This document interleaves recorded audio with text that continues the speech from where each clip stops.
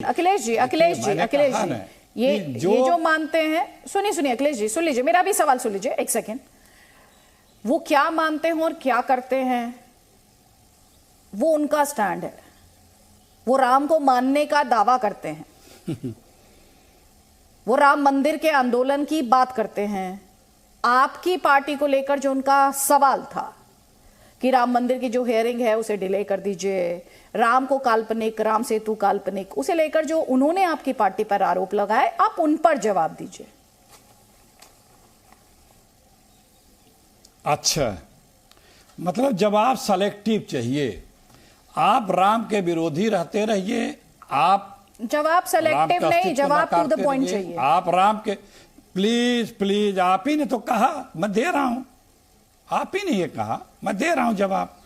राम अनर्गल बात कहा जाए इनके और उनको मंत्रिमंडल में यूपी में रखे रहा जाए। राम को बाकायदा आरएसएस की मैथोलॉजी अवतार न माने, इनके बीजेपी के प्रदेश अध्यक्ष ने कई बार बोला, बंगाल के, बिहार के लोगों ने, तमाम और लोग बोलते हैं।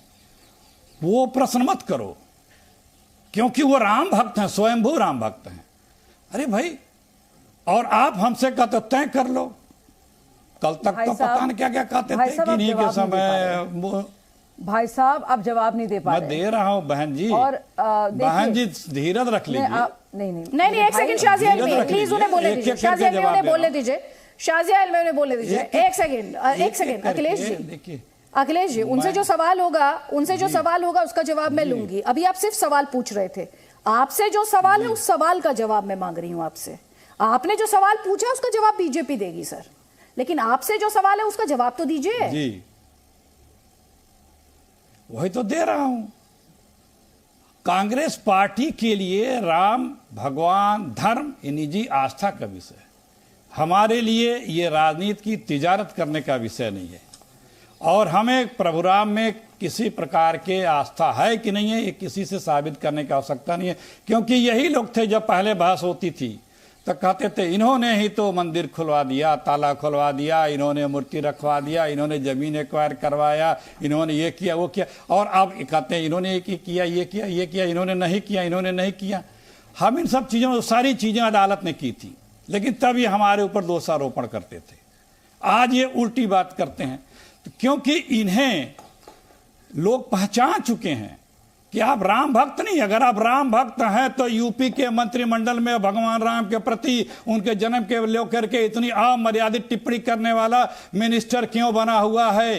क्यों राम सेतु के लिए 2004 के एनडीए के मैनिफेस्टो में आपने रखा है तोड़ने के लिए? Setu Sundaram project in Tamil Nadu will be speedily completed। ठीक है, इन सवालों में मैं जवाब लूंगी बाद में शाजिया अलमी से। उससे पहले एक बनाएंगे। और आपके अभी मंत्री जितेंद्र सिंह जी ने, आपके मंत्री अभी तो लेटेस्ट 4 दिन पहले ही पार्लियामेंट में कहा है, उसको भी तो नहीं नकारा जा सकता है। ठीक है, तो जवाब लीजिएगा। एक सेकंड रुक जाइए, अभी एक जवाब लेना है मुझे अजय आलोक से। उनका एक कमेंट यहाँ पर लूंगी।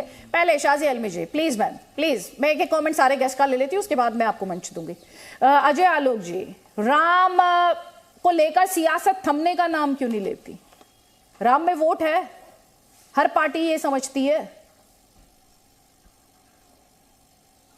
नहीं, हर पार्टी ये नहीं समझती थी। हर पार्टी अब समझने लगी है कि राम में वोट है। दोनों में फर्क है। इस देश का राजनीतिक चरित्र बदल रहा है, बदलने की आवश्यकता भी है, समय की जरूरत भी है। क्योंकि एक पार्टी थी यहां पे, इस देश में हर भारतीय, हर हिंदू के रग रग रोम रोम में राम थे। एक पार्टी के रोम था। रोम वाले जो थे उनको दिक्कत थी राम से, और ये आज भी राम राम कर रहे हैं, सिया राम कर रहे हैं।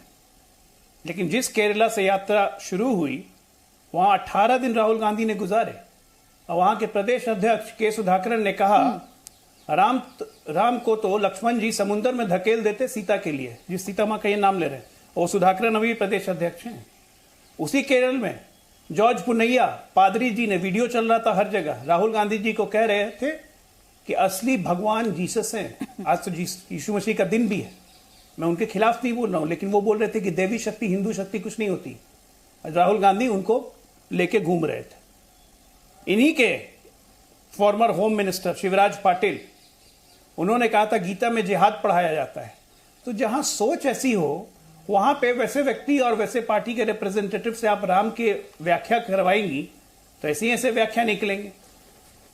अखिलेश जी राम का नाम अकेले नहीं लेते हैं क्या?